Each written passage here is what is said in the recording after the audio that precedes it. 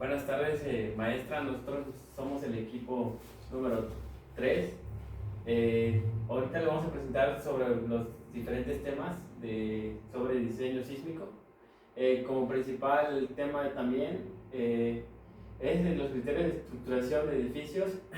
El criterio de estructuración de edificios se basa en el esqueleto más que nada de la edificación, como por ejemplo las columnas y su resistencia, como también su seguridad y su estabilidad. El diseño estructural también se basa para garantizar edificios que soporten grandes capacidades de carga, como cargas vivas y cargas muertas. Dentro de la importancia de la configuración estructural en el comportamiento sísmico, tenemos varios puntos. Uno de los más importantes son la distribución de cargas. La distribución de cargas es importante porque las fuerzas aplicadas, como lo mencionaba en un momento anterior, tanto cargas muertas, vivas y fuerzas sísmicas o incluso de viento o de nieve, que son las accidentadas, son transmitidas a través de toda la estructura hasta llegar a la cimentación. Entonces, por ello es que es relevante. Otra cosa es el comportamiento sísmico, que nos dice que se deben cumplir también con los criterios que nos da una normativa, en este caso las normas técnicas complementarias, que son para el país de aquí de México. Y pues esto nos regula tanto, en cuestión de diseño, nos regula tanto planta como elevación en dimensiones. Y el centro de rigidez y masa. Esto precisamente pues para contar con esa rigidez y bueno, nos menciona la parte del centro. Esto hace un poco mención también a lo que es el equilibrio. La rigidez y ductilidad, bueno, esta configuración también ayuda tanto para escoger a la hora de los materiales, tanto como sistema estructural, y asegura pues un buen uso y una buena vida de los materiales, y en caso de algún tipo de fuerzas puedan resistir sin llegar al fallo. Más elementos sobre la importancia de la configuración estructural es la distribución de las cargas, como lo comentó mi compañero. Las fuerzas aplicadas, ya sean cargas vivas o muertas, o las fuerzas sísmicas o del viento, deben ser transmitidas eficientemente a través de un buen sistema constructivo. El comportamiento sísmico, es importante el diseño sísmico. La configuración estructural debe cumplir con criterios específicos establecidos por las normas técnicas complementarias. La rigidez, centro de rigidez y masa. La configuración debe asegurar que el centro de rigidez está alineado con el centro de la masa. Como de igual forma, las características relevantes del edificio para el comportamiento sísmico, la configuración geométrica, la distribución de masa y rigidez, el sistema estructural, como sería la configuración de geometría, se refiere a la configuración de planta y la forma en que está hecho la edificación. Ya puede ser rectangulares, cuadradas, ya que con esas figuras o formas nos ayudan a tener una mayor rigidez en las edificaciones, ya que con la base de forma, la distribución de masa, la distribución adecuada de masa y rigidez es crucial, que conforma irregularidades en estas características pueden generar vibraciones torsionales, lo que resulte en refuerzos difíciles de evaluar potencialmente los peligros. El sistema estructural se refiere a la elección del sistema estructural como pórticos de concreto armado o albañilería afinada.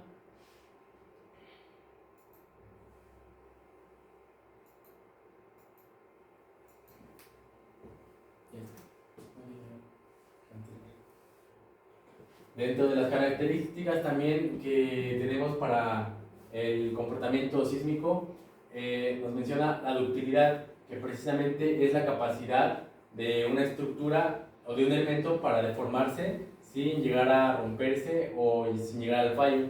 La ductilidad pues permite absorber esta energía y disiparla poco a poco, y hasta cierto punto regresa a su forma, precisamente sin modificar su forma original.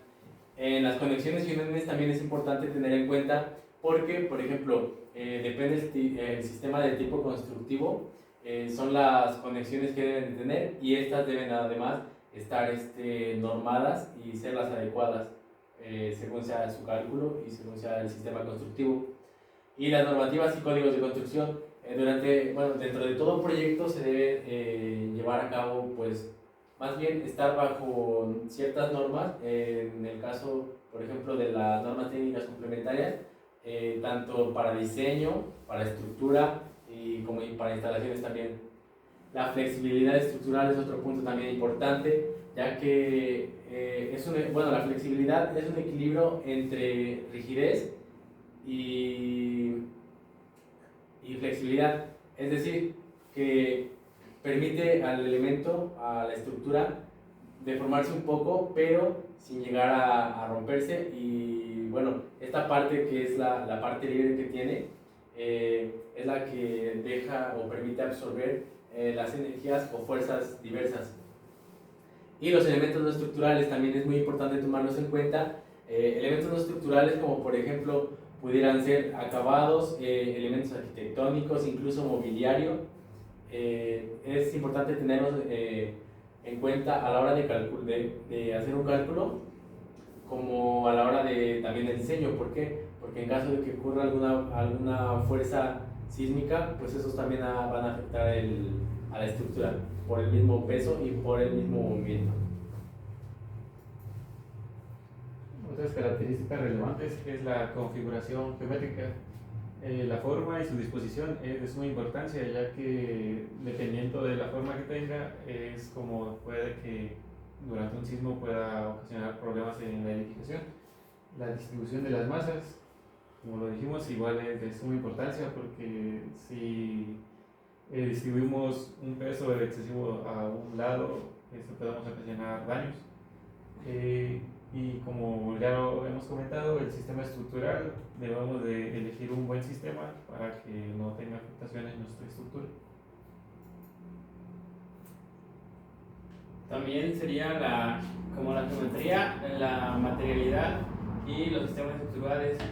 Igual como hace rato les comenté, como la geometría es la forma, la materialidad sería las propiedades mecánicas de los materiales de construcción, y el sistema estructural, la elección del sistema estructural en el que se va a realizar la edificación. Requisitos de estructuración. Como requisitos, principalmente básicos de estructuración, tenemos la estabilidad. La estabilidad nos habla precisamente de la capacidad que va a tener la estructura de soportar y resistir fuerzas tanto horizontales como verticales antes de llegar a colapsar. La resistencia que van a tener estos materiales y este sistema en sí, de deformarse sin romperse y de soportar, pues primeramente su propio peso y después, claro, también las fuerzas a las que están sometidas. La rigidez proviene de deformaciones excesivas bajo carga, es decir, que no va a haber como tal una ductilidad, sino que va a mantenerse rígido, pero también tiene que haber un contraste con lo que es la flexibilidad, porque si un elemento es muy rígido, no va a tener esa capacidad de absorber las fuerzas. En cambio, si es muy flexible, pues tampoco las va a soportar y va a pandearse mucho. En cuarto punto tenemos lo que es la durabilidad, y pues justamente la durabilidad tanto de elementos estructurales como en sí del edificio, para que a lo largo del tiempo pues pueda resistir, y esto pues sin que haya un desgaste excesivo. Otros requisitos fundamentales sería la cimentación. Una cimentación sólida te transmite las cargas del edificio al suelo. Una buena cimentación pues es lo que va a transmitir de forma correcta las cargas al suelo. La resistencia. Los elementos estructurales deben ser suficientemente fuertes para resistir las cargas estáticas, dinámicas, incluyendo las fuerzas sísmicas. Y la rigidez, como dijo mi compañero, las estructuras deben de ser lo suficientemente rígidas para evitar movimientos excesivos durante un sismo. Los requisitos específicos de estructuración sería, por ejemplo, la carga del diseño, la capacidad de la edificación en la que estaría diseñada, las normas de construcción, ya que en diferentes estados, bueno, es la misma norma, pero pues ya tienes que cumplir con ciertos normativos para construir en tales lugares o tales ciudades. Los requisitos de accesibilidad, como también la integración de rampas, elevadores y como también de otras características para facilitar el acceso de personas con movilidad reducida. Algunas normas y regulaciones que se ejecutan para la construcción son, bueno, precisamente las normas de seguridad. Las normas de seguridad incluyen tanto desde la construcción, lo que es la protección a los trabajadores, el uso de materiales adecuados, y incluidos hasta las normas de seguridad ya en tanto funcionamiento del edificio. Los códigos de incendio que definen las medidas de seguridad contra incendios, y no solamente contra incendios, sino que también algunos sistemas o instalaciones especiales. Las regulaciones de zonificación, ¿esto por qué? Porque depende del tipo de edificio y depende de la región o del lugar en el que se vaya a construir. Existe tal vez estas diferentes áreas dispuestas o tipos de suelo que también se le conocen. Y las regulaciones ambientales que pues cada vez van tomando más relevancia. Esto pues promueve la sostenibilidad, el cuidado del ambiente y bueno, buscan de una manera limitar el impacto negativo al ambiente durante este tema de la construcción. Algunas consideraciones de seguridad y resistencia. Esto sería para los sismos, vientos, cargas de nieve e impacto. Estos diseños, bueno, el diseño sismo resistente para resistir movimientos de tierra. En viento, un diseño aerodinámico y refuerzo para soportar fuertes vientos. En carga de nieve debemos hacer un buen cálculo para saber cuánto puede llegar a cargar nuestra edificación.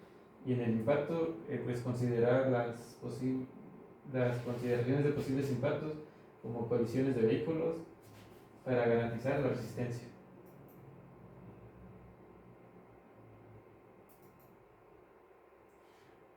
Análisis de carga y fuerzas estructurales, como hace rato les comentaba, las cargas vivas y las cargas muertas. Las cargas muertas pues, pueden ser los muros, techos o mobiliarios que pues, no se mueven, ¿no?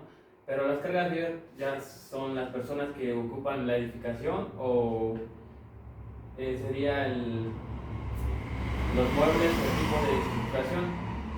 También las cargas ambientales son las fuerzas externas, como hace rato les comentaba mi compañero, como podría ser el viento, la nieve, la lluvia y sismos, ya que pues con los diferentes lugares o estados que se llega a construir una edificación, pues tienen diferentes cargas ambientales, podrían ser como vientos, nieve o lluvia.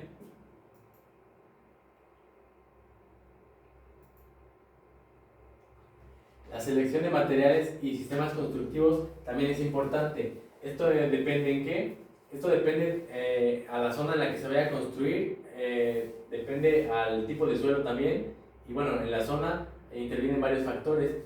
Lo comentaba hace rato mi compañero, lo que es tanto si es una zona sísmica, el tipo de ambiente que tenga y, por ejemplo, también temas climáticos, nieve, lluvias o incluso fuertes vientos.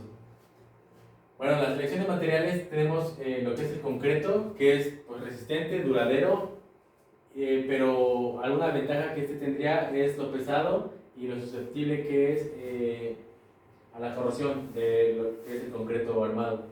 Tenemos al acero, que a diferencia del concreto es muy resistente y por ejemplo se puede utilizar en estructuras un poco más en donde se requieran claros más grandes o estructuras más grandes también, pues es flexible, es ligero y también lo mismo, es muy susceptible a la corrosión, por lo que requiere mantenimiento pues constante. Y bueno, la madera es un material renovable, es fácil de trabajar también, es muy estética, pero es muy vulnerable al fuego y a la humedad, y también pues es la madera para obras grandes, pues como material estructural no es muy recomendable. Otro de los aspectos que tenemos que tomar en cuenta es la verificación y aprobación del proyecto. Para esto, pues, en primera instancia nos tienen que hacer una revisión de los planos para inspeccionar que los cálculos que hayamos seleccionado pues, sean los adecuados. Y ya teniendo todo esto, pues ya es cosa que nos aprueben el proyecto para llevar a cabo pues, la edificación.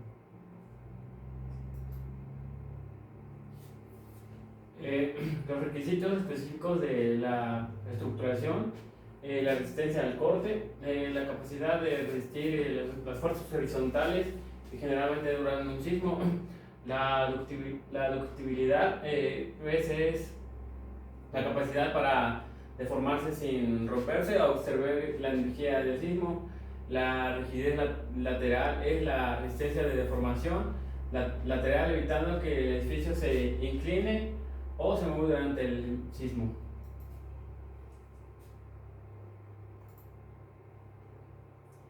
Tenemos también lo que son las ventajas y algunas limitantes de los sistemas constructivos básicos. En primer lugar tenemos el sistema de marcos rígidos, que algunas de las ventajas son la resistencia y la seguridad, pues la estructura este tipo de estructuras es capaz de soportar grandes cargas sin deformarse y sin colapsar. Tenemos una flexibilidad de diseño, esto porque la resistencia del marco puede eliminar tanto muros interiores y crear espacios sin comprometer la seguridad del edificio. Su principal ventaja sería la ductilidad que tiene debido al material que es, y pueden lograr con este sistema pues claros muy grandes, y si se siguen los requisitos fijados y un buen proceso constructivo, pues puede formar una estructura muy segura. Las desventajas que tiene esta es su flexibilidad, que permite pues sí estos desplazamientos, por lo que ante una fuerza de tipo sísmica sí puede producir daños en los elementos no estructurales. Otro sistema, otra de las ventajas y limitantes de los sistemas estructurales sería el sistema de muros. El sistema de muros está construido por la unión de muros en direcciones perpendiculares y presenta gran rigidez lateral. Esa rigidez la toma pues gracias a esos cruces de los muros perpendicularmente. Este sistema de muros de carga que no dispone de un pórtico esencialmente completo, en el cual las cargas verticales son resistidas por muros de carga y las fuerzas horizontales son resistidas por muros estructurales o pórticos con diagonales. Otras ventajas y desventajas es el núcleo central. Una de las mayores ventajas es la resistencia de rígidos que pueden ser ubicados en grandes núcleos o centrales asociados a los servicios de escaleras o elevadores. Como igual otra desventaja sería la solución no apropiada para la edificación a altos sobre terrenos comprensible.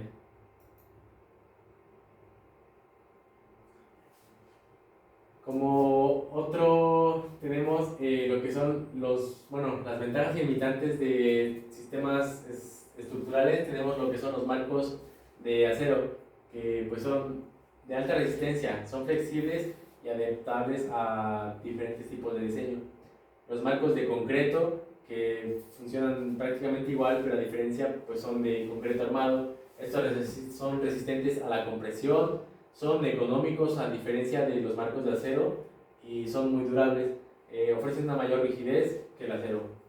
Y los muros de corte, estos una de las ventajas que tienen son la alta rigidez, la resistencia al corte y son ideales para zonas o suelos muy sísmicos. Y el costo, bueno, una desventaja sí es el costo de construcción, que es elevado. El sistema de piso y techo se refiere a la combinación de elementos estructurales horizontales, como en este caso serían losas y vigas, que contribuyen a la transmisión de cargas hacia los elementos verticales, que serían los muros o columnas, además de soportar las cargas gravitacionales del mobiliario, que sería pues en sí mismo su propio peso y el mobiliario que tengamos, y de los sujetos, en este caso serían las cargas vivas. Su función es conectar los elementos estructurales verticales y distribuir entre ellos las fuerzas horizontales generadas por el sismo. Sistema de pisos y techo, como ya les había comentado a mis compañeros, pueden ser las vigas, los pilares y las losas. Las vigas soportan las cargas de piso y techo, distribuyéndose hacia los pilares. Los pilares transmiten la carga hacia la edificación de la cimentación, asegurándose la estabilidad. Las losas son formas, la superficie del piso y techo proporcionando resistencia y rigidez de la edificación. Como ejemplo de estas combinaciones de losa y tipos de apoyo, bueno, tenemos estos 4 ejemplos, que son la maciza perimetralmente apoyada, que se puede ver que cuenta con traves perimetrales, y ya lo que son, bueno, sería la losa, las traves perimetrales y las columnas. La losa plana maciza, que precisamente, bueno, es como si fuera ahogada, a diferencia de esta no se ven las traves o un perimetral. Y la retícula perimetralmente apoyada, como lo dice su nombre, es la losa reticular, pero también está apoyada en lo que es el perímetro de esta. Y la losa plana reticular, que vendría siendo lo mismo, pero sin, bueno, sería la losa reticulada, pero sin los apoyos perimetrales. Otro ejemplo de esto sería la losa plana reticular, como dijo mi compañero. Y estas losas, bueno, las podemos ver más en estacionamientos, como lo podemos observar en la imagen, que se ve que lo están usando en un estacionamiento. Otra resistencia sobre las traves de acero y la estructura. Bueno, aquí se puede ver las traves, las columnas, ya que pues, utilizando ese tipo de estructura pues te brinda una gran rigidez a la edificación.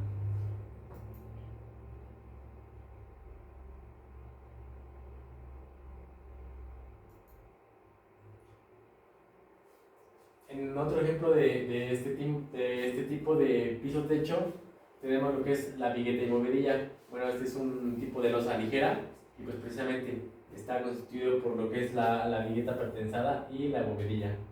Y en este caso se ve muy claro. También este tipo de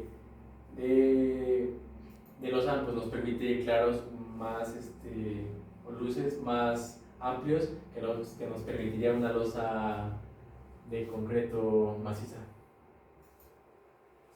Un ejemplo de sistema de techo flexible sería la de viga de madera y teja. Podemos observar estos tipos de sistemas de techos aquí en la zona, porque, bueno, dependiendo de la zona, como por ejemplo aquí que llueve mucho, favorece mucho este sistema de techos, ya que puede desahogar el agua y, bueno, al menos en esta zona pues no es susceptible de sismos. Pero eso es la gran importancia de estos techos.